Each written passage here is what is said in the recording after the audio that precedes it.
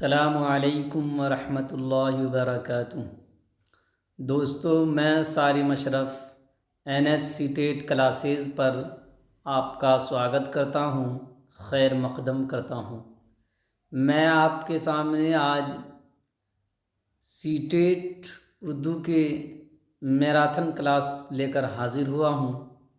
अगर आप मेरे इस चैनल पर नए हैं तो इसको सब्सक्राइब कीजिए, शेयर कीजिए, कमेंट कीजिए। चलिए दोस्तों, बग़ैर किसी ताख़ीर के हम अपने सेशन की शुरुआत करते हैं। हमारे सामने सबसे पहला सवाल है, सियाक़ में क़वाइद पर ज़ोर, खाली जगह है। सियाक़ यानी संदर्भ के माने में हुआ, क़वाइद यानी व्याकरण। तो संदर्भ में व्याकरण पर ज़ोर देना ये क्या है?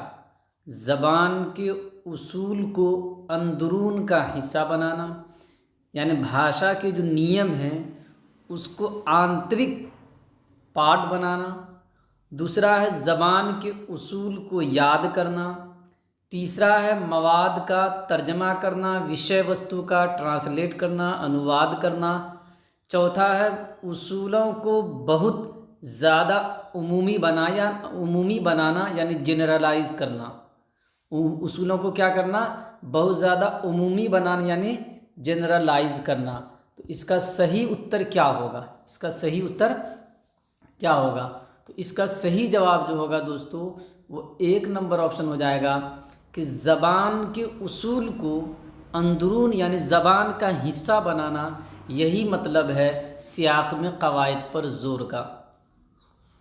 दूसरा क्वेश्चन है कि मिसाल से उमूमियत का सफ़र कहलाता है इस्तिक़राई तरीक़ा, इस्तिख़राजी तरीक़ा, नासिहाना तरीक़ा, रास्त तरीक़ा। तो जब मिसाल से यानी उदाहरण से हम रूल की तरफ जाते हैं तो उस तरीक़े को हम क्या कहते हैं? रास्त तरीक़े। इस्तिक़राई का मतलब हुआ इंडक्टिव मेथड कहते हैं, इस्तिख़राजी का मतलब हुआ डिडक्टिव मेथड कहते हैं, इंडक्टिव यानी आगमन विधि कहते हैं, डिडक्टिव यानी निगमन विधि कहते हैं, या नासिहाना तरीक़ा कहते हैं, या रास्त यानी डायरेक्ट तरीक़ा कहते हैं। तो ये आसान है कि मिसाल से जब हम रूल की तरफ जाएंगे, उमूमियत की तरफ जाएंगे, तो उसको हम कहते हैं इस्तिक़राई तरीक़ा यानी आगमन विधि। 3 नंबर क्वेश्चन है हमारे सामने कि ज़बान की आमोजिश के लिए मवाद की तैयारी के उसूलों में से एक क्या है? कि जब ज़बान की आमोजिश के लिए हम मवाद, विषय वस्तु की तैयारी करते हैं, उसका प्रिपरेशन करते हैं, तो उसमें किन उसूल को ध्यान रखना है? उसमें से किसी एक का यहाँ से आपको जो है चयन करना है। यहाँ पे जो भी आपके उसूल दिए हुए हैं उसमें से किसी एक का क्या करना, आपको चयन करना है। सबसे पहला है कि उम्र के हर ज़ुमरे का मतलब होता तबका है ना, सतह। उम्र के हर ज़ुमरे के लिए पेचीदा यानी मुश्किल मवाद का इंतखाब करना चाहिए।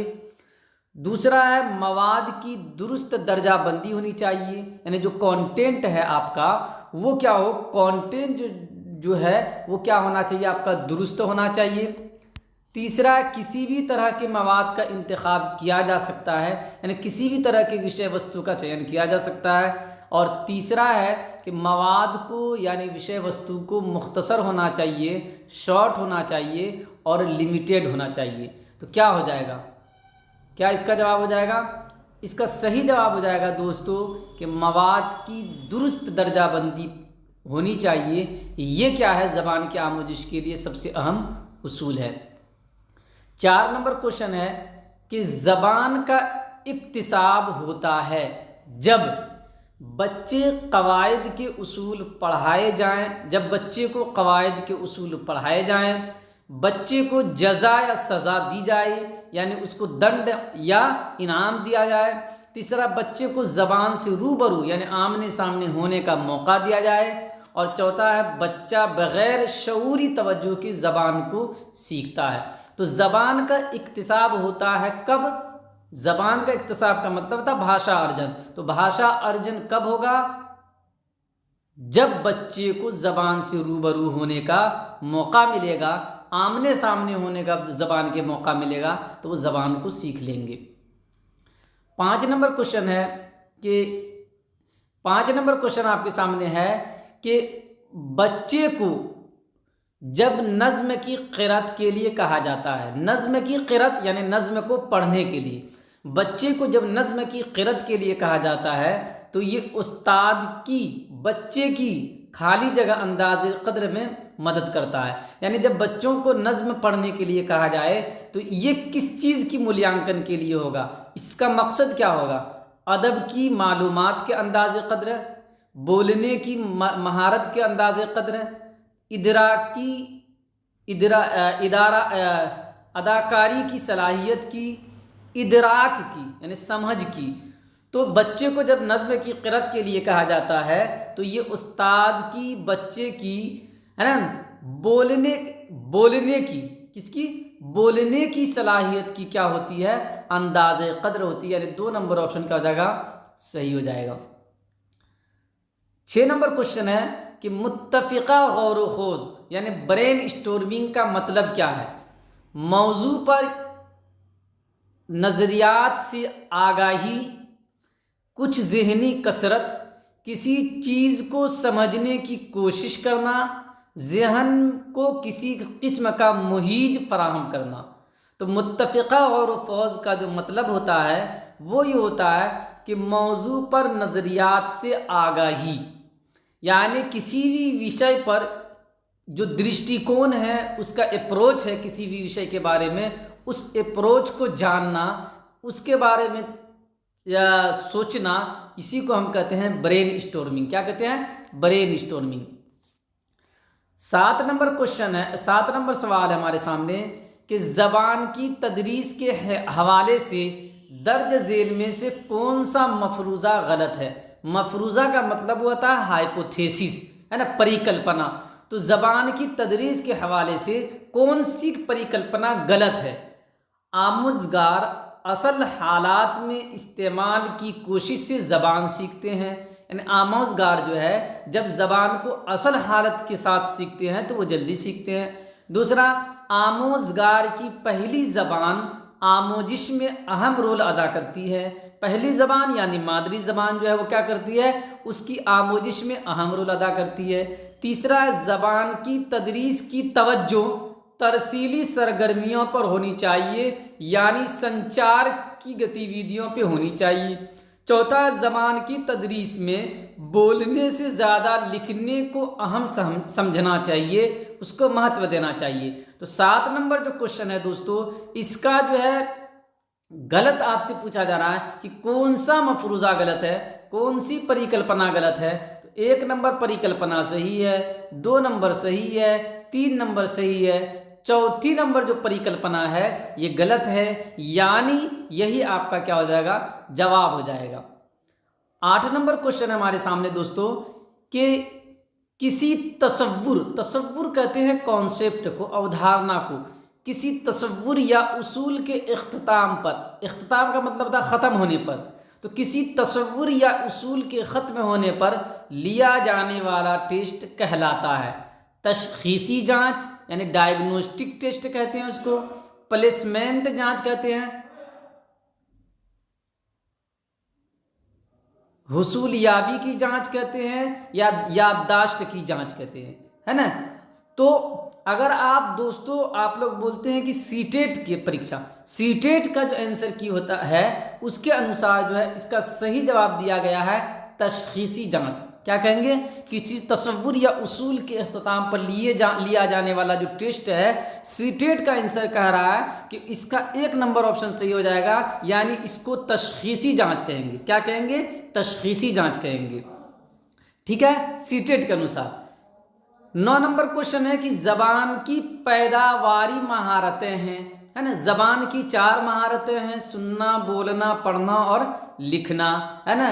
तो जिसमें हम सुनने और पढ़ने को कहते हैं क्या कहते हैं, वसूली महारतें कहते हैं। क्या कहते हैं, वसूली महारतें कहते हैं, या हुसूलियाबी महारतें कहते हैं, है ना। और बोलना और लिखना, इसको हम पैदावारी महारतें कहते हैं, या इसको हम तख्लीकी महारतें कहते हैं। इसलिए कि बोलकर और पढ़ के हम अपनी बात, बोलकर और लिख कर हम अपनी बात को व्यक्त करते हैं। तो ज़बान की पैदावारी महारतें हैं पढ़ना और लिखना, पढ़ना और सुनना, बोलना और लिखना, बोलना और सुनना, यानी 3 नंबर जो ऑप्शन है ये सही जवाब आपका हो जाएगा। 10 नंबर क्वेश्चन आपके सामने है कि प्राइमरी सतह पर, यानी प्राइमरी सतह पर, प्राइमरी लेवल पे, प्राइमरी सतह पर दरसी किताब में तस्वीरी वजाहत का मतलब है। यानी प्राइमरी लेवल पर जो पाठ्य पुस्तकों में पिक्चर्स होते हैं, चित्र होते हैं, इसका मतलब क्या है, इसका अर्थ क्या है। दरसी किताब को जाजिब बनाना, यानी दरसी किताब को पुरकशिश बनाना कि बच्चे उसकी तरफ मायल हों, उसकी तरफ झुकें। दूसरा है दरसी किताब को रंगीन बनाना। तीसरा है तसव्वुरात और नज़रियात को समझना, यानी किसी भी कॉन्सेप्ट को, किसी भी अवधारणा को, किसी भी दृष्टिकोण को समझना, उसकी समझ पैदा करना, ये मकसद होता है। और चौथा है कहानी को समझना, कहानी को समझना। तो 10 नंबर क्वेश्चन का सही जो जवाब हो जाएगा वो 3 नंबर ऑप्शन हो जाएगा कि जो पिक्चर्स होते हैं, चित्र होते हैं, वो इसलिए होते हैं ताकि आप तसव्वुरात को जो है उन चित्रों से जोड़ कर क्या कर सकें, समझ सकें। तो ये इसका सही ऑप्शन हो जाएगा जी। 11 नंबर क्वेश्चन है कि ज़बान की महारत के हवाले से कौन सा बयान दुरुस्त है ना। ज़बान की महारत के बारे में कौन सा बयान दुरुस्त है, सही है, ये आपको बताना है। 1 नंबर क्वेश्चन है या ऑप्शन है, स्कूल को सिर्फ पढ़ने और लिखने की महारतों पर जोर देना चाहिए क्योंकि सुनना और बोलना अज खुद आ जाता है, यानी खुद से आ जाता है। दूसरा क्वेश्चन है कि ज़बान की महारतों को सुनने, बोलने, पढ़ने और लिखने की दुरुस्त तरतीब से पढ़ाया जाना चाहिए। यानी मैंने बताया भी था कि सुनना, बोलना, पढ़ना, लिखना एक तरतीब में होता है, तो इसी तरतीब में करना चाहिए। तीसरा है कि ज़बान की तमाम महारतें बाहम मुंसलिक हैं, यानी आपस में एक दूसरे से क्या हैं, जुड़ी हुई हैं, और तदरीसी आमोजिशी अमल में उनका इंज़िमाम होना चाहिए। यानी तदरीसी जो ज़बान की जो महारतें हैं वो आपस में जुड़ी हुई हैं और शिक्षण अधिगम प्रक्रिया के दौरान इनको लेके साथ में लेके चलना चाहिए। चौथा है हदफ ज़बान से रूबरू होने से ज़्यादा उसके उसूल अहम है। हदफ ज़बान यानी मेयारी ज़बान, यानी दूसरी ज़बान, स्टैंडर्ड लैंग्वेज, है ना। तो हदफ ज़बान से रूबरू होने से ज़्यादा उसके असल उसूल जो है वो क्या है, अहम है। तो ज़बान के बारे में जो है दोस्तों कौन सा कथन, कौन सा बयान सही है, तो 3 नंबर ऑप्शन जो है क्या है, सही है कि ज़बान की तमाम महारतें क्या हैं, आपस में जुड़ी हुई हैं और तदरीस व आमोजिश का जो अमल है इनको लेके चलना चाहिए। इसके तदरीस आमोजिश के अमल में इनको साथ में लेके चलना चाहिए। चलिए 12 नंबर क्वेश्चन है हमारे सामने कि होमवर्क के हवाले से कौन सा बयान दुरुस्त है। यानी बच्चों को जो होमवर्क दिया जाता है, घर का काम दिया जाता है, इसके बारे में कौन सा कथन दुरुस्त है। होमवर्क वालिदैन यानी माता पिता, है ना, होमवर्क वालिदैन को शामिल करने का सबसे बेहतरीन तरीक़ा है। दूसरा है होमवर्क को पढ़ाए गए तसव्वुरात की तौसी और मश्क होना चाहिए। जो होमवर्क है उसको जो पढ़ने वाले तसव्वुरात हैं, जो अवधारणाएं हैं, उसकी व्याख्या के तौर पे होना चाहिए या उसके अभ्यास के तौर पे होना चाहिए। तीसरा क्वेश्चन है, ऑप्शन है, हर उस्ताद को चाहिए कि बच्चों को रोज़ कुछ होमवर्क दे। और चौथा है होमवर्क घर पर बच्चों को मशगूल रखने का, यानी बिजी रखने का एक वाहिद ज़रिया है, यानी एक ज़रिया है, एक माध्यम है। तो इसका सही दोस्तों सही ऑप्शन जो है 12 नंबर क्वेश्चन हो जाएगा कि 2 नंबर, कि होमवर्क को पढ़ाए गए तसव्वुरात की तौसी और मश्क होना चाहिए। कि होमवर्क हम बच्चों को इसलिए देते हैं कि बच्चों ने जिस सबक को पढ़ा है उसको और भी बेहतरीन अंदाज से समझ सके, उसकी अभ्यास कर सके, उसका मश्क कर सके। दोस्तों मैं आज इसलिए पढ़ा रहा हूँ कि ये आपका मॉक टेस्ट है ना। मैं ऑनलाइन की नेटवर्क की वजह से नहीं ले पा रहा हूँ, लेकिन यहाँ पे मैं आपको मॉक टेस्ट करा रहा हूँ और ऑप्शन से मैं बाद में बता रहा हूँ, तो आपको भी इसी तरह करते हुए आपको आंसर शीट जो है मुझे भेजना चाहिए। ठीक है, चलिए 13 नंबर क्वेश्चन है कि ज़बान की तदरीस में निसाबी किताब पाठ्य पुस्तक है, क्या है? सिर्फ एक जरिया है, यानी सिर्फ एक माध्यम है, एक साधन है, सिर्फ एक साधन है। दूसरा है एक अहम माखज़ है, यानी एक माध्यम है। तीसरा कुछ अहम नहीं है, यानी इसका कोई भी महत्व नहीं है। और चौथा है माखज़ का खात्मा है, यानी माध्यम का अंतिम रूप है। तो ज़बान की तदरीस में जो निसाबी किताब होती है, पाठ्य पुस्तक होती है, वो क्या होती है? एक अहम माखज़ होती है, एक अहम माध्यम होती है, एक अहम साधन होता है, जिसको लेकर हम बाकी तदरीस को, बाकी टीचिंग को हम करते हैं। 14 नंबर क्वेश्चन है हमारे सामने कि बोलने की महारत को फ़रोग़ देने का एक सबसे अहम पहलू है, यानी बच्चों के अंदर बोलने की महारत को डेवलप करना है, बढ़ाना है, तो उसके लिए सबसे अहम पहलू या एस्पेक्ट कौन होगा? साफ और दुरुस्त तलफ़ुज़ का इस्तेमाल करना है ना, तलफ़ुज़ यानी उच्चारण। दूसरा शीरी और मुतरन्निम आवाज़ की तख्लीक़, यानी शीरी आवाज़ में मिठास होनी चाहिए और आवाज़ जो है लय में होनी चाहिए। तीसरा सियाक और हालात को जहन में रख कर बोलना, यानी संदर्भ को और परिस्थिति को ध्यान में रख कर बोलना। चौथा आवाज़ के ज़ेरो बम को बरूए कार लाना। आवाज़ के ज़ेरो बम का मतलब है हाव भाव, बोलने में हाव भाव होना चाहिए। एक तरह आपके बोलते नहीं चले जाना चाहिए कि सुनने वाला सो जाए, इस तरह नहीं करना है, हाव भाव लाना। तो यहाँ पे कह रहा है कि बोलने की महारत को फ़रोग़ देने का एक सबसे अहम पहलू क्या है? तो सबसे अहम पहलू जो है वो 3 नंबर है कि सियाक और हालात को ज़हन में रख कर बोलना चाहिए। ये क्या है? सबसे बेहतरीन ऑप्शन हो जाएगा। 15 नंबर क्वेश्चन है कि जर्नल के लिए लिखना तलबा के लिए मुफीद होता है ना? अखबार में लिखते हैं लोग, जर्नल जो निकलता है, मैगज़ीन वगैरह जो निकलता है ना, तो इसी तरह जर्नल भी निकलता है। तो जर्नल में लिखना किसके तलबा के लिए लाभदायक होता है, मुफीद होता है? किस चीज़ में? अपनी आमोजिश पर गौर करने में, अपनी आमोजिश का अंदाज़ा करने में। दूसरा है अपने हम जोलियों की आमोजिश पर गौर करने में, यानी अपने संग साथी जो हैं उनकी आमोजिश में गौर करने के लिए। तीसरा है अपने तलफ़ुज़ के अंदाज़े क़द्र में, यानी अपने उच्चारण के मूल्यांकन में। चौथा है अपने सुनने और बोलने की महारतों के अंदाज़े क़द्र में, जो उनके सुनने और बोलने की महारत है, कौशल है, उसके मूल्यांकन में। तो जर्नल के लिए लिखना तलबा के लिए जो मुफीद होता है वो अपनी आमोजिश पर गौर करने में, अपनी आमोजिश पर, अपनी अधिगम पर गौर करने में क्या होता है? ये मुफीद होता है, लाभदायक होता है। 16 नंबर क्वेश्चन है दोस्तों कि ज़बान है कलियों का निज़ाम, तरसीली निज़ाम, उसूलों से चलने वाला निज़ाम, साइंसी निज़ाम, है ना? कलियों का निज़ाम यानी कलियों का सिस्टम, निज़ाम का मैं सिस्टम। तरसीली निज़ाम यानी कम्युनिकेशन सिस्टम। उसूलों से चलने वाला निज़ाम यानी जो रूल हैं, नियम से हैं, उससे चलने वाला सिस्टम। और साइंसी निज़ाम यानी साइंटिफिक सिस्टम। तो ज़बान क्या है? तो ज़बान जो है दोस्तों वो है सीटेट के आंसर की के अनुसार ज़बान है उसूलों से चलने वाला निज़ाम, तरीक़ा। उसूलों के ज़रिए से जो चलता है उसी को हम क्या कहते हैं? ज़बान कहते हैं। उसूलों के ज़रिए जो चलता है हम उसी को क्या कहते हैं? ज़बान कहते हैं। तो ज़बान क्या है? उसूलों से चलने वाला क्या है? निज़ाम है, एक तरीक़ा है ना? तो ये ऑप्शन हो जाएगा, है ना? तो सीटेट का जो ऑफिशियल आंसर की है उसके हिसाब से 3 नंबर जो ऑप्शन है आपका वो बिल्कुल सही है, इसमें किसी तरह की कोई शक और शुबह की गुजारिश नहीं है। 17 नंबर क्वेश्चन है उस्ताद कुछ करता है और हिदायत के मुताबिक लड़के उसी अमल को दोहराते हैं, यानी उस्ताद कोई काम करते हैं और उनको जो निर्देश दिया गया है कि आपको भी करना है उसी के मुताबिक बच्चे भी उसको दोहराते हैं।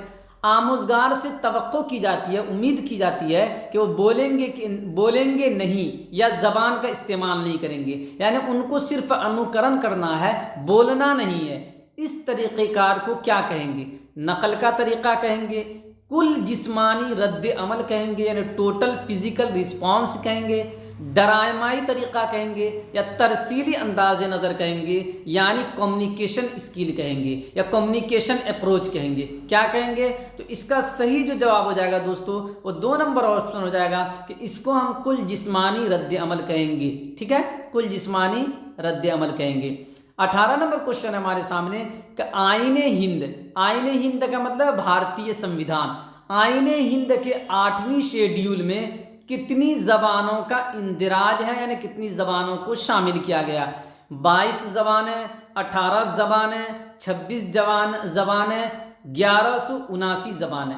आसान है कि 22 ज़बानों को क्या किया गया है? 8वें शेड्यूल में संविधान के शामिल किया गया है। 19 नंबर क्वेश्चन हमारे सामने कि आमोजगार यानी शिक्षार्थी क्लासरूम के मुख्तलिफ ज़राए कहते हैं माध्यम को, ज़राए किसको कहते हैं? माध्यम को। तो आमोजगार क्लासरूम के मुख्तलिफ ज़राए, मुख्तलिफ माध्यम जैसे दीवार, क्लास, लाइब्रेरी और समी बसरी मवाद, यानी ऐसे मवाद, ऐसे विषय वस्तु जो सुनने और देखने के काम आते हों के ज़रिए ज़बान से रूबरू होता है, आमने सामने होता है, इसे क्या कहा जाता है? यानी जो दीवार है, क्लासरूम है, लाइब्रेरी है और समी बसरी जो मवाद है, विषय वस्तु हैं, इसको क्या कहा जाता है? ज़बान का हुसूल कहा जाता है, ज़बान की फ़हम कहा जाता है, मवाद से सरवतमंद माहौल या मवाद से पुर माहौल कहा जाता है, या हिस्सों के ज़रिए ज़बान की आमोजिश। समझिए, ज़बान का हुसूल का मतलब हुआ भाषा अर्जन, ज़बान की फ़हम का मतलब हुआ भाषा की समझ, मवाद यानी विषय वस्तु से सरवत माहौल यानी समृद्ध माहौल, सरवत का मतलब दौलतमंद है ना, तो सरवतमंद यानी समृद्ध माहौल या मवाद से पुर माहौल, या हिस्सों के ज़रिए, हिस्स कहते हैं सेंस को, हमारे 5 सेंस जो हैं उसी को हम हिस्स कहते हैं, हवासे खमसा है ना, हवासे खमसा, तो हिस्सों के ज़रिए ज़बान की आमोजिश। तो दोस्तों चूँकि ये जो दीवार है, क्लास है, लाइब्रेरी है, समी बसरी आलात हैं, ये क्या हैं? मवाद हैं। तो मवाद से सरवतमंद माहौल या मवाद से पुर माहौल कहा जाएगा इसको। ठीक है दोस्तों, 19 नंबर का जो है आपका 19 नंबर का जो क्वेश्चन है आपका 3 नंबर ऑप्शन इसका सही हो जाएगा। 20 नंबर क्वेश्चन है दोस्तों कि मतन पर, मतन क्या मतलब है? टैक्स है ना, मतन पर तायराना नज़र, तायराना नज़र का मतलब तायर के माने परिंदा होता है, तो जैसे परिंदा फुरसनी उड़ जाती है, इसी तरह का नज़र दौड़ाना या सरसरी नज़र दौड़ाना, जल्दी नज़र दौड़ाना। तो मतन पर तायराना नज़र डालने का क्या मतलब है? मखसूस तफासील के लिए पढ़ना है, यानी किसी विशिष्ट व्याख्या के लिए, किसी विशिष्ट मालूमात के लिए पढ़ना। दूसरा, मतन को बाआवाज़ बुलंद पढ़ना। तीसरा, बाआवाज़ बुलंद यानी ज़ोर से पढ़ना, सस्वर पढ़ना। तीसरा, मालूमात के लिए, सूचना के लिए पढ़ना। चौथा, आम माना के लिए पढ़ना, यानी किसी खास माना नहीं बल्कि आम माले में एक व्यू लेने के लिए कि इस पूरे मजमून में, इस पूरे विषय में सॉरी, या इस पूरे कहानी में क्या कहा गया है, इसको जानने के लिए। तो तायराना जो नज़र डालते हैं वो होता है आम माना के लिए पढ़ना, यानी एक अंदाज़ा लगाने के लिए कि इसमें क्या क्या बयान किया गया है। तो 4 नंबर ऑप्शन इसका सही हो जाएगा। 21 नंबर क्वेश्चन है दोस्तों कि लफ्ज़ियात, तलफ़ुज़ और कवायद का इस्तेमाल हैं। देखिए, लफ्ज़ियात का मतलब हुआ शब्दकोश, तलफ़ुज़ का मतलब हुआ उच्चारण, कवायद का मतलब हुआ व्याकरण। तो इन चीज़ों का इस्तेमाल यानी शब्द का या शब्दकोश का इस्तेमाल, उच्चारण का इस्तेमाल, व्याकरण का इस्तेमाल क्या है? गैर रस्मी लिसानी खाम मवाद हैं, यानी नॉन फॉर्मल है ना, लिंग्विस्टिक क्या है? ये खाम मवाद, खाम का मतलब कच्चा है ना, क्या है? ये क्या है? गैर रस्मी लिसानी खाम मवाद हैं। कुल्लिया के हामिल ज़बान की खाम मवाद हैं। तीसरा है माना के हामिल ज़बान की खाम मवाद हैं। चौथा है लिसानियाती पहलू के हामिल ज़बान के खाम मवाद है। खाम मवाद, कच्चा मवाद, ये क्वेश्चन आसान है लेकिन इसको भारी बना दिया गया, तो इसका 2 नंबर ऑप्शन हो जाएगा कि कुल्लिया के हामिल ज़बान के खाम मवाद हैं जिसका इस्तेमाल करते हुए आप क्या करते हैं, भाषा विकास करते हैं। सीटेट के ऑफिशियल आंसर की के अनुसार बहुत सारी किताबों में इसका 4 नंबर ऑप्शन यानी लिसानियाती पहलू के हामिल ज़बान के खाम मवाद बताया गया है, लेकिन सीटेट का ऑफिशियल आंसर की 2 नंबर ऑप्शन को मानता है। मैं दोनों को मिला के आपको बताता हूं ताकि आप किसी तरह के कोई कंफ्यूजन में न पड़ें। 22 नंबर क्वेश्चन है दोस्तों कि आम लफ्जियात क्या है। मैंने अभी बताया कि लफ्जियात का मतलब है शब्दकोश, तो आम लफ्जियात का मतलब है सामान्य शब्दकोश क्या है। हमारे बोलने लिखने में इस्तेमाल होने वाले अल्फाज, किसी के बोले जाने वाले अल्फाज की पहचान, पढ़ते हुए लफ्ज़ों को पहचानना, हमारी समझ में न आने वाले अल्फाज। तो आम लफ्जियात या सामान्य शब्द कुछ उसको कहते हैं जो हमारे बोलने लिखने में इस्तेमाल होने वाले अल्फाज हैं, उसी को हम सामान्य शब्दकोश कहते हैं। क्या कहते हैं? सामान्य शब्दकोश कहते हैं। 23 नंबर क्वेश्चन है दोस्तों, तरतीबी मालूमात आमोजगार के लिए मुआविन होती है। तरतीबी मालूमात यानी सिस्टमेटिक इंफॉर्मेशन, है ना, सिस्टम से देना, है ना, एक तरतीब से देना, है ना। तो तरतीबी मालूमात आमोजगार के लिए मुआविन होता है, सहायक होती है। ज़बान के बारे में मालूमात की आमोजिश में, पहले कुल्लिये फिर उसके इस्तेमाल की आमोजिश में। तीसरा, बातचीत में कवायद के उसूलों का इतलाक़ यानी इस्तेमाल में। और चौथा है ज़बान की कवायद के उसूलों पर दस्तरस यानी महारत, काबू, कंट्रोल पाने में। तो तरतीबी मालूमात जो है ये दोस्तों आपको बातचीत में कवायद के उसूलों के इस्तेमाल पर क्या होता है, मुआविन होता है। ये सीटेट के ऑफिशियल आंसर की के अनुसार है। बहुत सारी किताबों में जो है 1 नंबर ऑप्शन यानी ज़बान के बारे में मालूमात की आमोजिश में दिया गया है, जो कि गलत है। 3 नंबर ऑप्शन क्या हो जाएगा आपका, सही हो जाएगा। 24 नंबर क्वेश्चन है दोस्तों कि लिखने के किस अंदाज़े नज़र को, लिखने के अंदाज़े नज़र कहते हैं अप्रोच को। क्या किसको कहते हैं? अप्रोच को, दृष्टिकोण को, है ना, सिद्धांत को। तो लिखने के किस अंदाज़े नज़र को लिखने के ज़रिए लिखने की आमोजिश करार दिया गया, यानी लिखने के ज़रिए लिखने की आमोजिश किसको करार दिया गया, क्या दिया जा सकता है?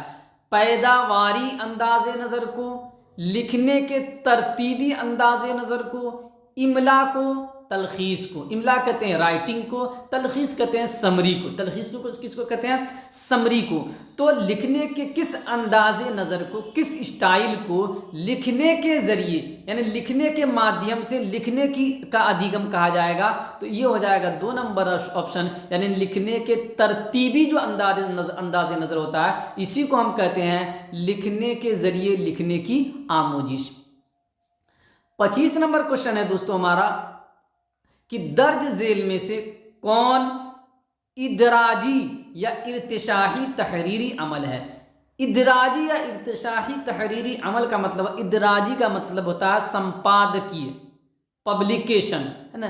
तो पब्लिकेशन, है ना, तो संपादकीय लिखित प्रक्रिया, है ना, संपादकीय लेखन प्रक्रिया आप कह सकते हैं कि दर्ज झेल में से कौन इदराजी या इर्तिशाही तहरीरी अमल है, यानी किसको हम इदराजी या इर्तिशाही तहरीर अमल कहेंगे। ये तसव्वुर करें कि आप कहानी में एक लड़के का किरदार अदा कर रहे हैं और अपने दोस्त को एक ख़त लिखना है जिसमें सफ़र के दौरान एक अजनबी से मुलाकात और दूसरे तजर्बात को बयान करना है। इस तसव्वुर को आप क्या कहेंगे? इदराजी या इर्तिशाही तहरीरी अमल कहेंगे।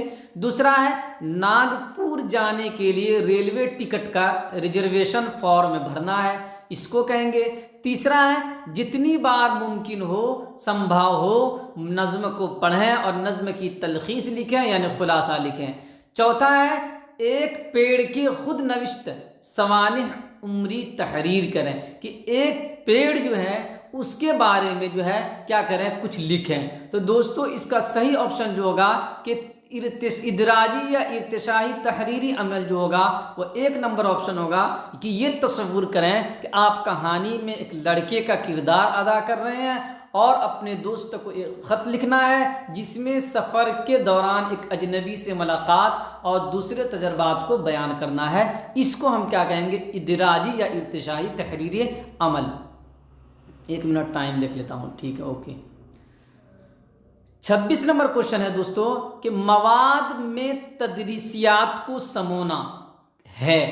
हम यानी ये कहें कि मवाद के अंदर यानी कंटेंट के अंदर करिकुलम को शामिल कर दिया गया। ये क्या है?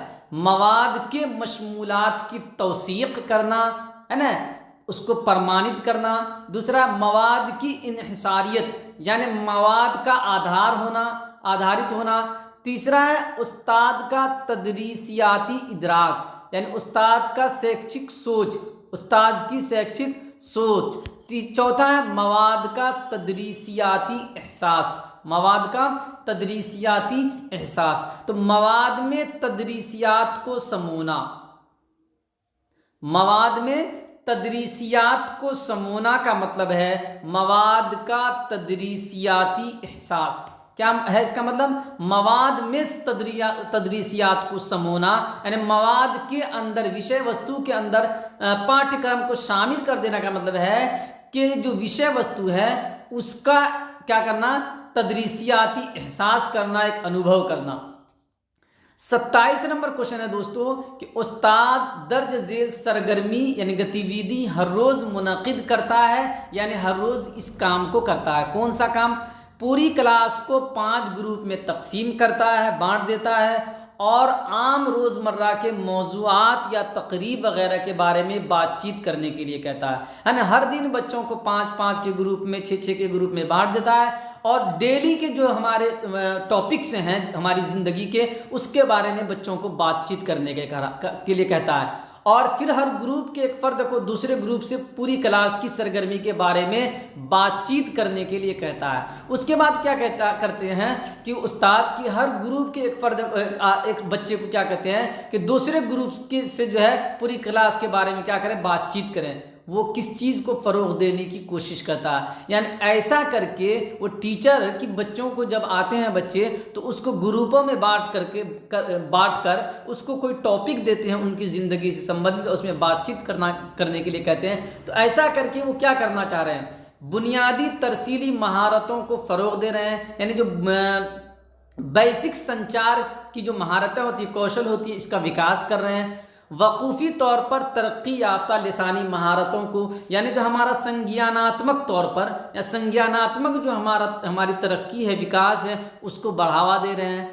तीसरा है मबाहिसे की महारत को फ़रोग़ दे रहे हैं यानी बातचीत करने की जो कौशल है उसका विकास कर रहे हैं। और चौथा ग्रुप में बहसो मुबाहसे को फ़रोग़ दे रहे हैं यानी वो समूह के अंदर बातचीत करने का विकास कर रहे हैं। तो ये जो गतिविधि है, इस गतिविधि का जो मकसद है वो ये है कि बुनियादी तरसीली महारतों का विकास करना यानी बच्चे छोटी छोटी टॉपिक के ज़रिए से जो उसकी जीवन से संबंधित है उसके ज़रिए से उसके अंदर बोलने का, कम्युनिकेशन की स्किल डेवलप हो जाए। ये उस्ताद की क्या है? उस्ताद की मंशा है और उनका मकसद है। 28 नंबर क्वेश्चन है दोस्तों, तदरीसी आमोजिशी अमल के दौरान।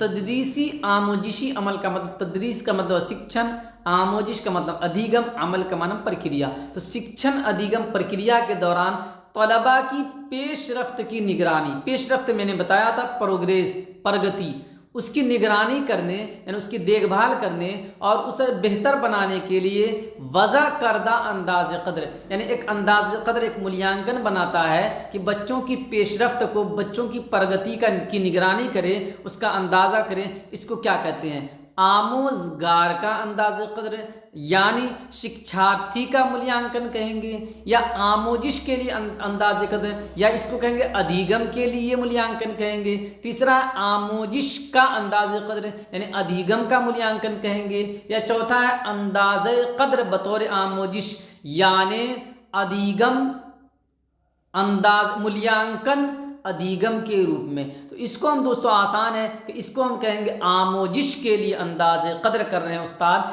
यानी असेसमेंट फॉर लर्निंग हो रहा है। क्या हो रहा है? असेसमेंट फॉर लर्निंग हो रहा है। बहुत आसान है, ये मैं समझा चुका हूँ बहुत मर्तबा। 29 नंबर क्वेश्चन है दोस्तों कि कौमी तालीमी पॉलिसी 2020 में क्लासिकी ज़बान के खाली जगह के मुताले की सिफारिश की जाती है। यानी NPE 2020 ने क्लासिकी ज़बान के बारे में बात की है। किस तौर पे बात की है? सहलिसानी फार्मूले में एक ज़बान के तौर पर उसको शामिल करने की बात की है कि सहलिसानी जो फार्मूला है उसमें क्लासिकी ज़बान को भी शामिल किया जाए। दूसरा, लाजमी ज़बान के तौर पर उनको क्लासरूम में शामिल करने की बात की गई है। इजाफी मुतबादिल के तौर पर यानी वैकल्पिक के तौर पर कि अगर कोई बच्चा कोई बाकी ज़बानों को न रख सके तो वो क्लासिकी ज़बान को रखे। चौथा है सानवी ज़बान के तौर पर यानी द्वितीय भाषा के तौर पर। तो कौमी तालीमी पॉलिसी 2020 ने क्लासिकी ज़बान को इजाफी मुतबादिल के तौर पर मुताले की सिफारिश की है कि अगर बच्चे बाकी जो ज़बानें हैं 22 ज़बानें उसमें से किसी एक को पसंद न करे तो क्लासिकी ज़बान को लेने का उसके पास क्या होगा? विकल्प होगा। तो ये 3 नंबर ऑप्शन जो 29 नंबर क्वेश्चन का सही हो जाएगा। 30 नंबर क्वेश्चन है, उस्ताद अपनी क्लास को दो के जोड़ों में तकसीम करता है, यानी दो का जो ग्रुप बना देता है और 18 जुमलों पर मुश्तमिल एक कहानी उन्हें देता है। यानी दो का ग्रुप बना दिया और 18 जुमले वाली 18 वाक्य वाली एक कहानी उन लोगों के उनके सामने प्रस्तुत करता है। तो एक जोड़े के पास ताक जुमले हैं और बाकी जुमले खाली हैं, जबकि दूसरे जोड़े के पास जुफ्त हैं, जुमले छपे हुए हैं और ताक जुमलों की जगह खाली है। यानी टीचर क्या कहते हैं कि जितने बच्चे हैं उनको दो के ग्रुप में बना देते हैं और एक ग्रुप को सम जो है ना क्वेश्चन 18 क्वेश्चन से तो टोटल इसको समझिए। उस्ताद क्या करते हैं कि जितने बच्चे हैं उसको दो का ग्रुप बना देते हैं सबका। तो मान लीजिए दो का ग्रुप बना दिए तो टोटल मान लीजिए कि 18 ग्रुप बन गया। ठीक है, कितना ग्रुप बन गया? मान लीजिए 18 ग्रुप बन गया। तो 18 ग्रुप बन गया तो वो क्या कहते हैं, या ये मान लीजिए कि 6 ही ग्रुप बना, मान लीजिए 6 ग्रुप बना, 12 बच्चे हैं, 6 ग्रुप बना, तो वो क्या करते हैं, उनके पास 18 क्वेश्चन है। तो पहला क्वेश्चन देते हैं ग्रुप ए को, दूसरा क्वेश्चन देते हैं ग्रुप बी को, तीसरा क्वेश्चन देते हैं ग्रुप ए को, चौथा क्वेश्चन देते हैं ग्रुप बी को, पांचवा क्वेश्चन देते हैं ग्रुप ए को, छठा क्वेश्चन देते हैं ग्रुप बी को। इस तरह वो पूरे क्वेश्चन को बांट देते हैं। तमाम जोड़ों को बाहम मिलाकर जुमलों को पढ़कर सुनाना और कहानी को मुकम्मल लिखना है। अब क्या है कि पहला ग्रुप जो है वो जो क्वेश्चन जो पहला वाक्य है उसको बोलेगा, दूसरा ग्रुप जो है दूसरे वाक्य को बोलेगा, फिर जो है पहला ग्रुप जो है तीसरे वाक्य को बोलेगा, दूसरा ग्रुप जो चौथे को बोलेगा, फिर पहला 5वें वाक्य को बोलेगा, ये छठे को बोलेगा। इस तरह कहानी को पूरा करना। इसमें सुनना, बोलना, पढ़ना और लिखना शामिल है। ये एक ऐसी गतिविधि है कि जिसमें बच्चा सुन भी रहा है, बोल भी रहा है, पढ़ भी रहा है और उसको लिखने का अमल भी शामिल है। इस सरगर्मी को क्या कहेंगे? बाहमी इमला करना, ग्रुप में इमला करना, इमला का मतलब राइटिंग, जुमलों में इमला करना या इक़्तिबास में इमला करना। तो इसको दोस्तों कहेंगे बाहमी इमला करना। बाहमी का मतलब आपसी, बाहमी का मतलब आपसी। तो 1 नंबर ऑप्शन इसका सही हो जाएगा। 31 नंबर क्वेश्चन हमारे सामने है कि दर्ज झेल में से कौन सा बयान जबान के बारे में दुरुस्त है यानी सही है? ये निज़ामों का निज़ाम होता है, यानी भाषा जो होता है वो सिस्टम्स ऑफ सिस्टम होता है, सिस्टम ऑफ सिस्टम से होता है, या ये मुनज़्ज़म होता है यानी सिस्टमेटिक होता है। तीसरा, ये उसूलों और मुस्तस्नियात का उसूल होता है यानी ये उसूलों का उसूल होता है। और चौथा, ये ख़यालात और नज़रियात का एक नज़रिया है। क्या है? तो ये जो है ज़बान क्या है? ये निज़ामों का निज़ाम है, ये सिस्टम ऑफ सिस्टम्स है ना। चलिए, आसान है, कई बार तो पढ़ चुके हम लोग। 32 नंबर क्वेश्चन है कि कसीर लिसानियत पर मबनी, कसीर लिसानियत पर मबनी मादरी ज़बान का मतलब है। कसीर लिसानियत पर मबनी मादरी ज़बान का मतलब है बहुभाषिकता पर आधारित मातृभाषा का क्या अर्थ है? तलबा अपनी स्कूली ज़बान का आगाज़ यानी शुरुआत मादरी ज़बान से करते हैं और वक्त के साथ साथ दूसरी ज़बानें सीखते हैं। दूसरा है सभी तलबा आमोज़गारों की तमाम मादरी ज़बानें सीखते हैं, यानी क्लास में जितनी भी ज़बानें बोली जाती हैं तमाम सीखते हैं सब बच्चे। तीसरा है सभी सरकारी ज़बान हिंदी सीखते हैं, सभी सरकारी ज़बान हिंदी सीखते हैं। और चौथा है कि सभी आमोज़गारों को हिंदी, अंग्रेज़ी और घर में बोली जाने वाली ज़बानों को सीखना पड़ेगा। तो कसीर लिसानियत पर मबनी मादरी ज़बान का मतलब है कि तलबा अपनी स्कूली ज़बान का जो आगाज़ है, शुरुआत है, वो मादरी ज़बान में करते हैं, मादरी ज़बान के माध्यम से और बाकी ज़बानों को सीखते हैं। यानी 1 नंबर ऑप्शन आपका क्या हो जाएगा, सही हो जाएगा।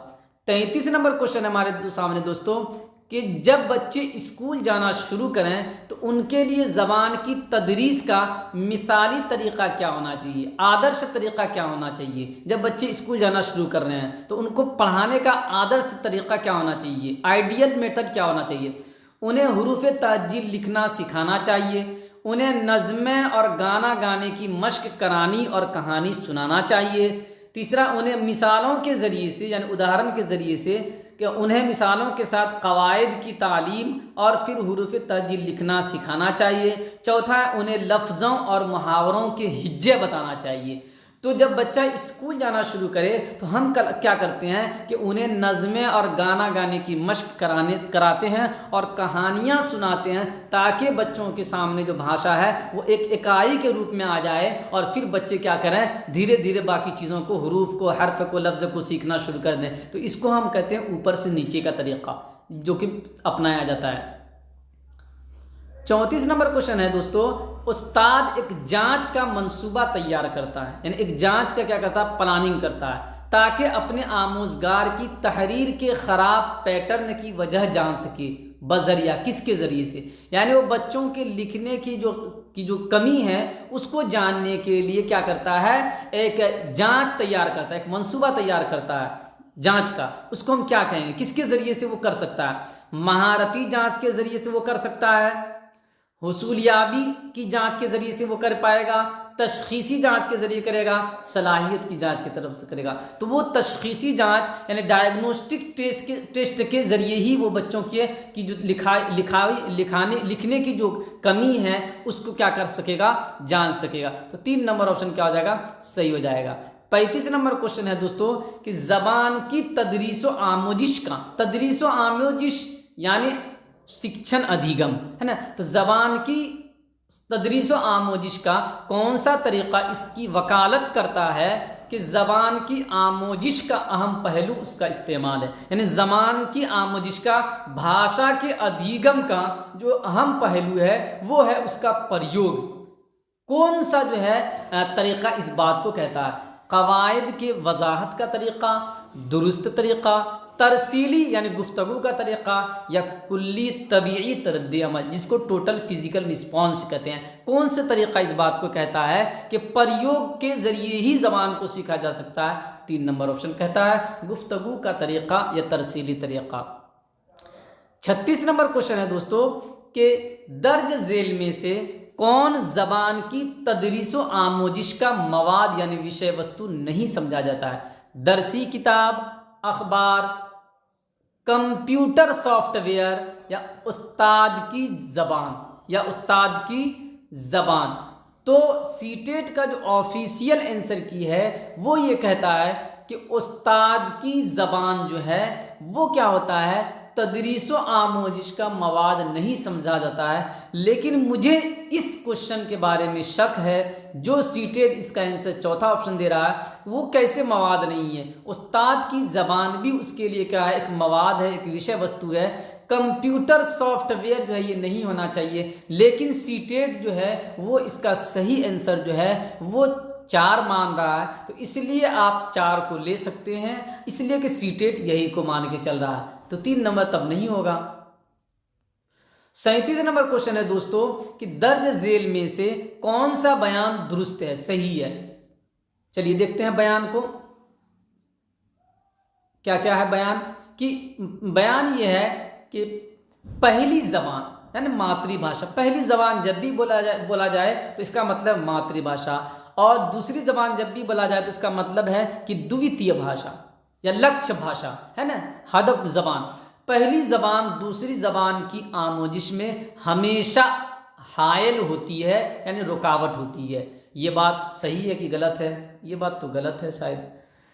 दूसरा है कि दूसरी ज़बान पहली ज़बान की आमोजिश में हमेशा हायल होती है, यानी दूसरी ज़बान पहली ज़बान की सीखने में हमेशा रुकावट होती है। ये बात भी गलत है। तीसरा है दूसरी ज़बान की आमोजिश पूरे तौर पर हदफ ज़बान में होना चाहिए, यानी दूसरी ज़बान जो है, जो हदफ ज़बान है, उसकी आमोजिश उसी ज़बान में होनी चाहिए, पहली ज़बान का सहारा नहीं लेना चाहिए। ये भी गलत है। और लास्ट ऑप्शन जो आपका है कि एक ज़बान दूसरी ज़बान के आमोजिश में मुआविन व मददगार होती है, ये बात सही है, यानी 4 नंबर ऑप्शन आपका क्या है? सही है।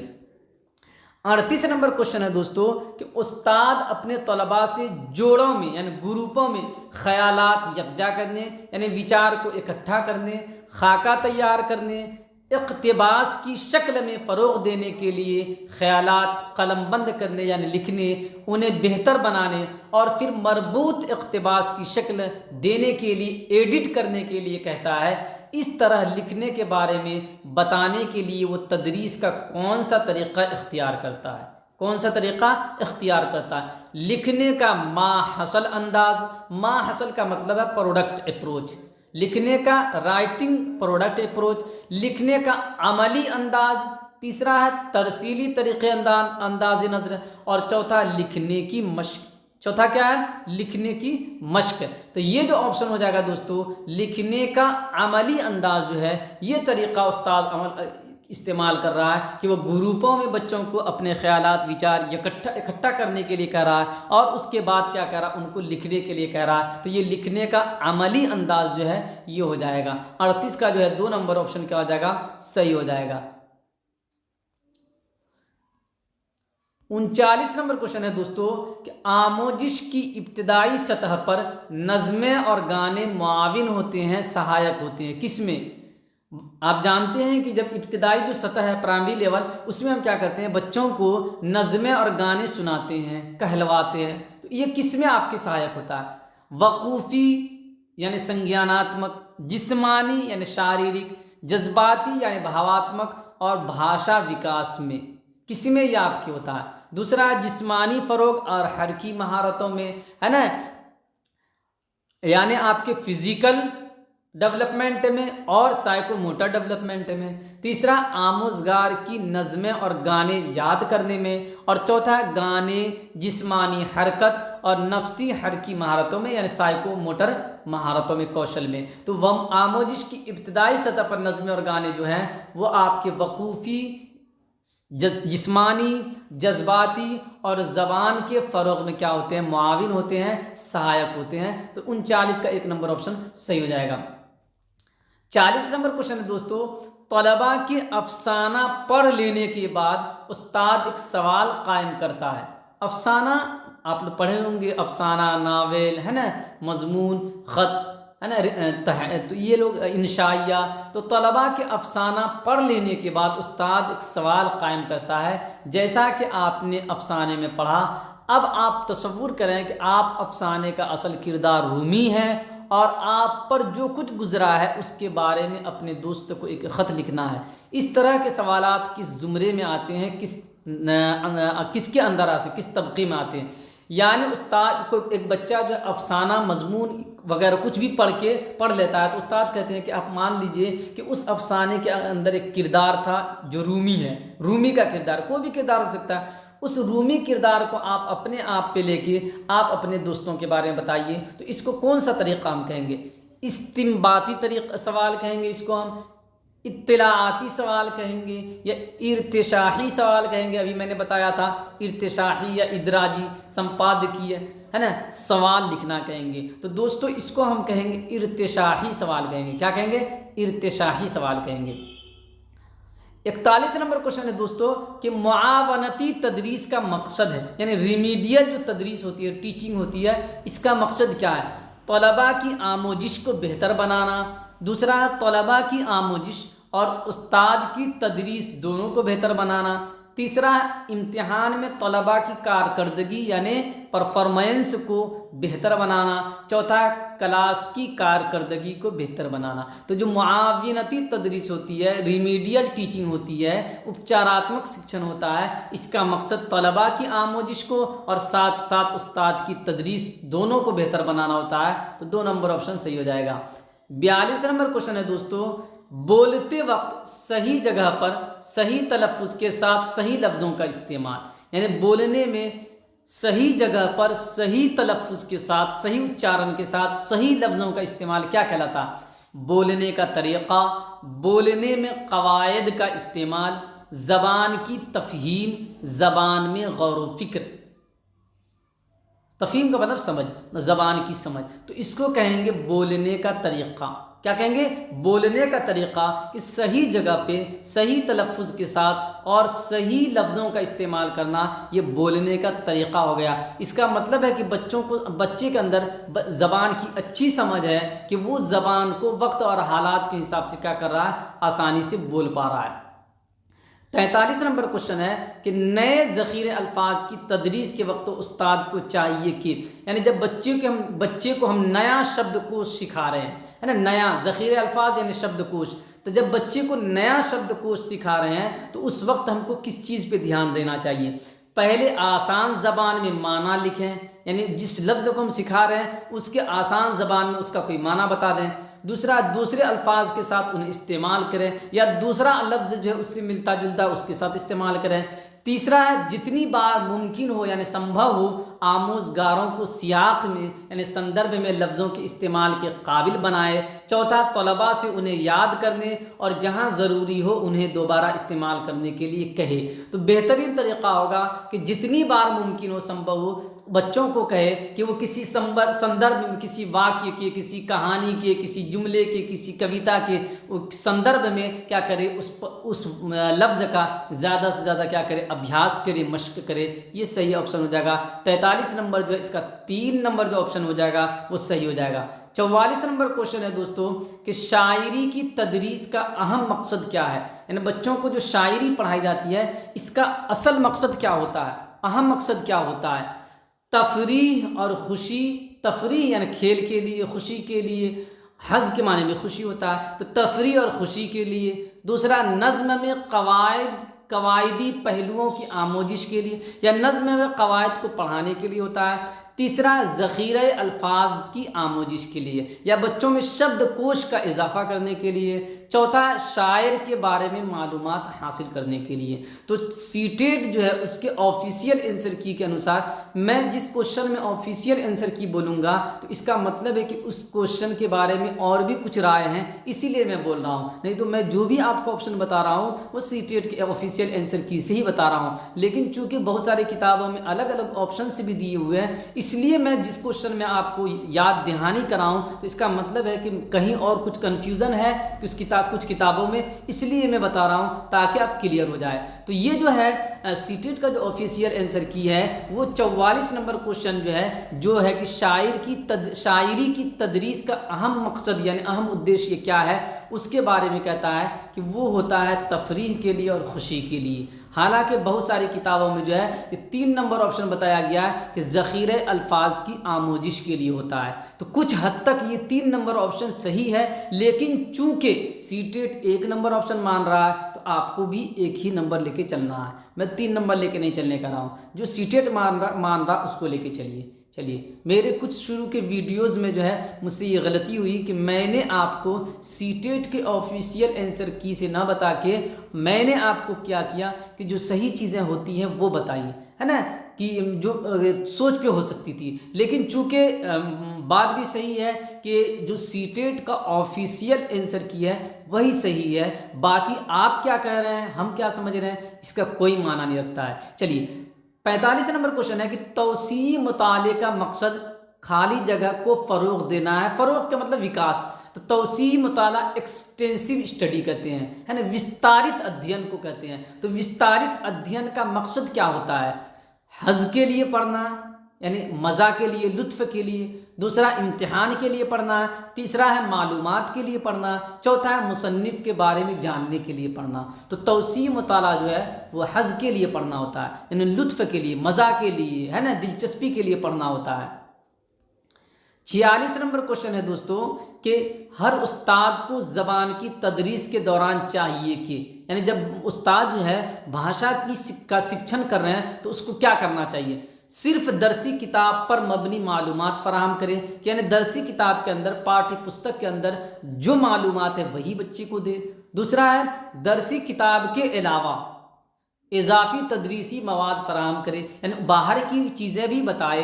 तीसरा दरसी किताब के अलावा इजाफी तदरीसी मवाद का बोझ न डाले, यानी दरसी किताब से बाहर की कोई भी चीज़ न बताए। और चौथा है मुजव्वज़ा तदरीसी किताब से आगे न जाए, यानी जिस किताब कक्षा के लिए जो दरसी किताब है, कक्षा की जो बुक है उसी तक रहे, आगे जाने की ज़रूरत नहीं है। तो दोस्तों हर उस्ताद को ज़बान की तदरीस के दौरान ज़रूरी है कि वो दरसी किताब के अलावा इजाफी तदरीसी मवाद भी फराहम करे, चूँकि NCF 2005 जो है इस बात की वकालत करता है, इस बात का प्रस्ताव लाता है कि उस्ताद को जो है दरसी किताब के साथ साथ जो है दरसी किताब की बाहर की ज़िंदगी से भी बच्चों को जोड़ना चाहिए। तो 2 नंबर ऑप्शन आपका क्या हो जाएगा? सही हो जाएगा। 46 नंबर क्वेश्चन का सही जो आंसर होगा वो 2 नंबर ऑप्शन हो जाएगा। 47 नंबर क्वेश्चन है दोस्तों, 1 मिनट। 47 नंबर क्वेश्चन है कि 1 मिनट, 47 नंबर, टाइम भी मैं देख लूँ। 47 नंबर क्वेश्चन है दोस्तों कि बच्चों की ज़बान बोलने की सलाहियत आमोजिश को अहम बुनियाद फराहम करती है, यानी बच्चे जब ज़बान बोलते हैं तो इससे भाषा को सीखने में और आसानी होती है। बिल्कुल सही बात है कि बच्चों की ज़बान बोलने की सलाहियत आमोजिश को अहम बुनियाद फराहम करती है। दर्ज झेल में से क्लासरूम की कौन सी मश्क, कौन सा अभ्यास ज़बान बोलने की सलाहियत को फ़रोग़ दे सकती है? आसान क्वेश्चन है कि पूछना सिर्फ इतना चाह रहे हैं कि बोलने की सलाहियत को कौन विकास कर सकता है, बोलने की सलाहियत का। अब उसको घुमा के क्वेश्चन पूछ रहा है आपसे कि बच्चों की ज़बान बोलने की सलाहियत आमोजिश को अहम बुनियाद फराहम करती है। इस जुमले की कोई भी आवश्यकता नहीं थी, ये जुमला सिर्फ इसलिए किया गया ताकि आप क्वेश्चन में फंस जाएं। तो आगे जो जुमला है वही असल जुमला है कि दर्ज झेल में से क्लासरूम की कौन सी मश्क ज़बान बोलने की सलाहियत को फ़रोग़ दे सकती है, विकास कर सकती है? लफ्ज़ों के सही तलफ़्फ़ुज़ की एक साथ मश्क करना या अभ्यास करना। दूसरा पसंदीदा कहानियों पर मबनी रोल प्ले में शिरकत करना, यानी जो पसंदीदा कहानी उस पर आधारित एक रोल प्ले करना।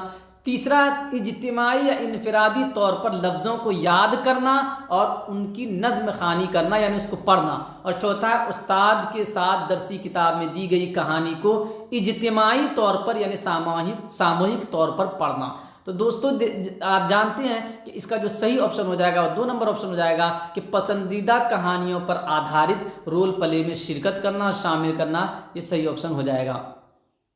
48 नंबर क्वेश्चन है दोस्तों हमारा कि दफ़ा 350A 7वीं तरमीम एक्ट 1956, यानी जो 350A है ये 7वीं तरमीम के तहत शामिल किया गया था। तो आपको सिर्फ इतना बताना है कि दफ़ा 350A के मुताबिक लिसानी अक़लियतों के बच्चों को मुनासिब सहूलियात फ़राहम करनी चाहिए, यानी हमारे हिंदुस्तान के अंदर जो अक़लियत हैं, अल्पसंख्यक हैं, माइनॉरिटी हैं, उसको अलग अलग आधार बनाया गया है। यहाँ पर आपसे पूछा जा रहा है कि जो लोग भाषाई तौर पर अक़लियत हैं, यानी वो भाषा जिसको बोलने वाले कम लोग हैं, तो भाषाई तौर पे जो है वो लोग क्या हो जाएंगे? अक़लियत हो जाएंगे। कि जिस भाषा को बोलने वाले हिंदुस्तान में कम हैं वो क्या हो जाएंगे? भाषाई एतबार से वो लोग अक़लियत हो जाएंगे।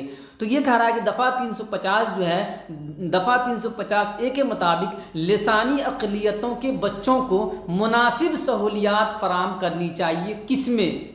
उनकी आबादी में स्कूल की, बुनियादी सतह तक मिड डे मील की, तीसरा बुनियादी सतह पर मादरी ज़बान में तालीम की, और चौथा है बुनियादी सतह पर खिलौने और दूसरे आमोजिशी मवाद की। तो दफ़ा 350A जो वो ये कहता है कि जो अक़लियती बच्चे हैं, लिसानी तौर पे जो अक़लियती बच्चे हैं, उनको क्या करना चाहिए कि बुनियादी सतह तक कम से कम मादरी ज़बान में तालीम देना चाहिए। हालांकि ये बात सब लोगों के लिए कही गई है, लेकिन ख़ास तौर से जो लोग लिसानी अक़लियत हैं, जो भाषाई अल्पसंख्यक है, उनके लिए बात कही गई है। 49 नंबर क्वेश्चन है कि हिंदुस्तान की ज़बान की तालीमी पॉलिसी में संस्कृत नहीं है, क्या नहीं है? क्लासिकी ज़बान, सहलिसानी फार्मूले का हिस्सा, सरकारी ज़बान, एक जदीद हिंदुस्तानी ज़बान। तो आपको ये बताना है कि जो संस्कृत है वो क्या नहीं है। तो संस्कृत जो है क्लासिकी ज़बान है, सहलिसानी फार्मूले का हिस्सा भी है, इसलिए कि 22 ज़बानों में संस्कृत को भी शामिल किया गया है। और चौथा जो है कि जदीद हिंदुस्तानी ज़बान ये भी है, सरकारी ज़बान नहीं है। हमारी जो सरकारी ज़बान है वो क्या है?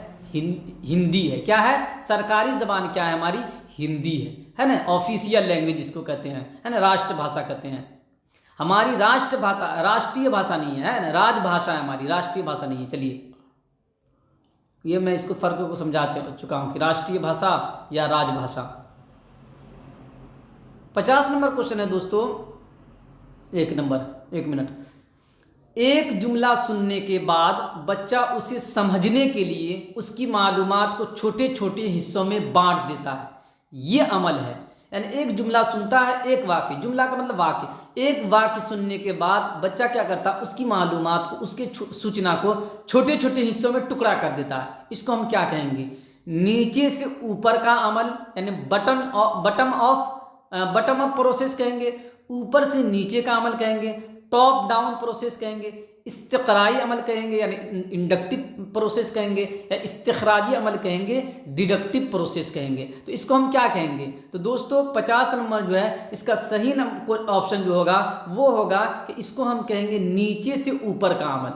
क्या कहेंगे? नीचे से ऊपर का अमल। यानी बच्चा ये कर रहा है कि वो जो जुमला है, वाक्य है, उसको टुकड़ा टुकड़ा करके फिर उसको समझना चाह रहा है। यानी वो क्या कर रहा है? नीचे से ऊपर जाने की कोशिश कर रहा है। हालांकि उसको जो दिया गया है कंटेंट वो ऊपर से नीचे की तरफ हो गया, लेकिन वो जाने की कोशिश कर रहा है नीचे से ऊपर की तरफ। तो ये तरीका क्या हो जाएगा? बच्चे के ज़रिए जो अपनाया गया तरीका है वो हो जाएगा नीचे से ऊपर का तरीका। 51 नंबर क्वेश्चन है दोस्तों कि पढ़ने में नीचे से ऊपर का नज़रिया जोर देता है किस चीज़ पे? यानी नीचे से ऊपर जाने का जो नज़रिया है, तरीका है, वो किस चीज़ पे जोर देता है? पहले जुमला सीखेंगे, फिर अल्फाज को, फिर रुकन को, फिर हर्फ को। पहले हर्फ को, फिर रुकन को, फिर लफ्ज़ को, फिर जुमला को। तीसरा, पहले रुकन को, फिर तस्वीर को, फिर रस्मुल ख़त को यानी लिपि को, और फिर आवाज़ को। चौथा है आवाज़ को, रस्मुल ख़त को, तस्वीर को, या फिर रुकन को। तो पढ़ने में जो नीचे से ऊपर का नज़रिया है वो ये कहता है कि सबसे पहले जो बच्चा है वो क्या सीखेगा? पहले सबसे पहले बच्चा हर्फ सीखेगा, हर्फ के बाद रुकन सीखेगा, रुकन के बाद लफ्ज़ सीखेगा, लफ्ज़ के बाद जुमला सीखेगा, यानी ऐसे आ जाएगा। ठीक है, ये तरीका हो जाएगा। चलिए 52 नंबर क्वेश्चन है दोस्तों। 52 नंबर क्वेश्चन है हमारे सामने, 52 नंबर क्वेश्चन हमारे सामने कि 52 नंबर क्वेश्चन हमारे सामने है कि इब्तिदाई मुताले की दरसी किताबों में ज़्यादातर असबाक होते हैं जो एक वक्त में वाहिद आवाज़ पर मबनी होते हैं। जैसे आप किताबों में देखे होंगे, छोटे जो 1-2 क्लास की किताबें होती हैं उसमें जो जैसे होता है 2 हरफी लफ्ज़ या 2 अक्षर वाले शब्द, 3 अक्षर वाले शब्द, 4 अक्षर वाले शब्द, तो एक तरह की आवाज़ वाले होते हैं। तो इसको शामिल करने का मकसद क्या होता है? वही करें, इब्तिदाई मुताले की दरसी किताबों में ज़्यादातर असबाक होते हैं जो एक वक्त में वाहिद आवाज़ पर मबनी होती हैं, यानी एक ही तरह की आवाज़ वाले होते हैं। जैसे कलम है ना, कलम, नहर है ना, शहर, दहर, पहर, लहर है ना। तो इस तरह के मवाद हैं, इस तरह के विषय वस्तु क्या हैं? मुआविन, क्योंकि बच्चे एक वक्त में एक मखसूस पहलू पर ही तवज्जो देते हैं, यानी ये सहायक होते हैं क्योंकि बच्चे एक वक्त में एक ही आवाज़ पे, एक ही पहलू पर ध्यान देते हैं। दूसरा, गैर मुआविन यानी सहायक नहीं है क्योंकि महदूद तवज्जो अक्सर गैर मंतकी जुमलों की सबब बन जाती है। तीसरा है कि मुआविन है, सहायक है, क्योंकि वो पढ़ने के लिए यक खती और दर्जा बंद रवैये को अपनाते हैं। चौथा, गैर मुआविन है, सहायक नहीं है क्योंकि वो निसाब के बोझ में इजाफा करते हैं। तो इस तरह के जो जुमले होते हैं इसके बारे में कौन सा कथन क्या है सही है, आपको ये बताना है कि इस तरह के जो कथन होते हैं, जो 52 नंबर क्वेश्चन है वो जो है इस तरह के जो कथन होते हैं वो किस में मुआविन होते हैं, किस में सहायक होते हैं। तो इसका सही ऑप्शन जो है ये हो जाएगा कि ये इस तरह का जो होता है कि एक सबक में एक ही तरह के अल्फाज वाले शब्द होते हैं, एक ही तरह के आवाज़ वाले शब्द होते हैं, ये सहायक होते हैं क्योंकि बच्चे एक वक्त में एक तरह के अल्फाज को जल्दी सीख लेंगे बमुकाबिल इसके कि उसको एक वक्त में कई तरह के अल्फाज सिखाए जाएं। तो ये सही ऑप्शन हो जाएगा। 53 नंबर क्वेश्चन है दोस्तों कि 53 नंबर क्वेश्चन है कि बच्चों को लिखने की तदरीसी के दौरान दर्ज झेल में से कौन सबसे ज़्यादा मौजू है यानी मुनासिब है। जब बच्चे लिख रहे हैं तो उस वक्त जो है सबसे ज़्यादा मौजू कौन सा है, सबसे मुनासिब तरीक़ा कौन होगा। बच्चों से कहा जाए कि वो उस ज़बान के हरूफ तहज्जी लिखें, यानी जिस ज़बान को, जिस भाषा को आप पढ़ा रहे हैं उस ज़बान के हरूफ तहज्जी अल्फ़ाबेट्स को लिखना।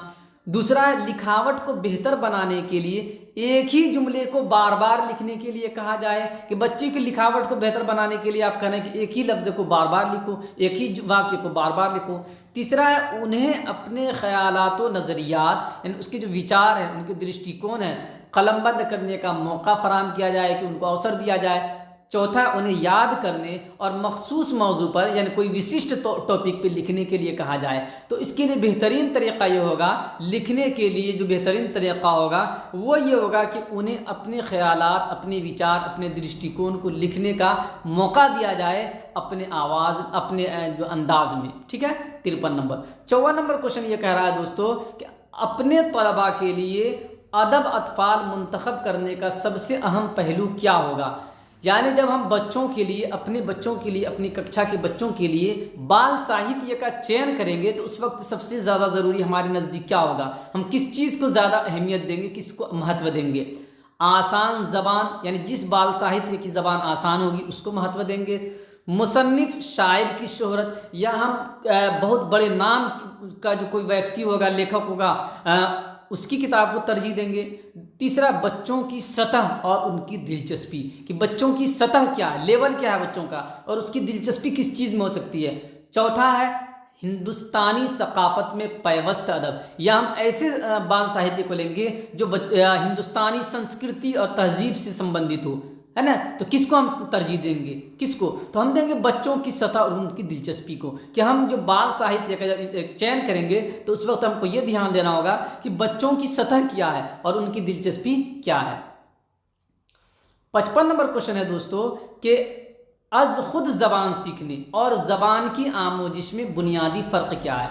यानी जब हम किसी ज़बान को खुद से सीखते हैं यानी भाषा अर्जन, आसान ज़बान में आप कह सकते हैं अज खुद ज़बान सीखने यानी खुद से ज़बान सीखना, और दूसरा ज़बान को की आमोजिश यानी दूसरों से ज़बान सीखना। तो उसी को तो हम कहते हैं, जो खुद से ज़बान सीखना होता है उसको हम भाषा अर्जन कहते हैं यानी ज़बान का इक्तिसाब कहते हैं, और जो दूसरों के ज़रिए सीखते हैं उसको ज़बान की आमोजिश कहते हैं, जिसको भाषा अधिगम कहते हैं। तो आपसे ये पूछा जा रहा कि ज़बान की आमोजिश और ज़बान के इक्तिसाब में क्या फ़र्क है। दूसरी ज़बान के लिए आमोजिश के उसूल होते हैं। दूसरा है उस्ताद शागिर्द के माबैन यानी आपस में संबंध, रिश्ता होता है। तीसरा है कि ज़बान का माहौल, वातावरण, और चौथा ज़बान से मुतालिक पढ़ने का मवाद, विषय वस्तु। तो दोस्तों सही ऑप्शन जो है वो ये है कि ज़बान का वातावरण, कि पहले ज़बान के इक्तिसाब और दूसरी ज़बान यानी ज़बान की आमोजिश में जो फ़र्क होता है वो ये होता है कि ज़बान का जो इक्तिसाब होता है, भाषा अर्जन होता है, उसमें आपको वो माहौल मिलता है, और भाषा अधिगम जो होता है उसमें वो माहौल नहीं मिलता है, जिसकी वजह से आप उसको सीखते हैं। 56 नंबर क्वेश्चन है दोस्तों कि ज़बान की आमोजिश में महारत हासिल करने के लिए दर्ज झेल में से कौन ज़रूरी नहीं है, यानी किसकी ज़रूरत नहीं है। दुरुस्तगी, रवानी, मौजूनियत, महारत। दुरुस्तगी का मतलब है सही लफ्ज़ का सही वक्त में सही अंदाज में इस्तेमाल करना। रवानी का मतलब है धारा परवाह होना, है ना, बरजस्तगी के साथ आपके अंदर सुनने, बोलने, लिखने, पढ़ने की सलाहियत हो। मौजूनियत का मतलब मुनासिब अंदाज हो, बेहतरीन तरीका हो। चौथा है महारत। तो सीटेट ये कह रहा है कि चौथा जो ऑप्शन है वो ज़रूरी नहीं है, दुरुस्तगी, रवानी और मौजूनियत जो है ये क्या है, ज़रूरी है। 4 नंबर ऑप्शन ज़रूरी नहीं है।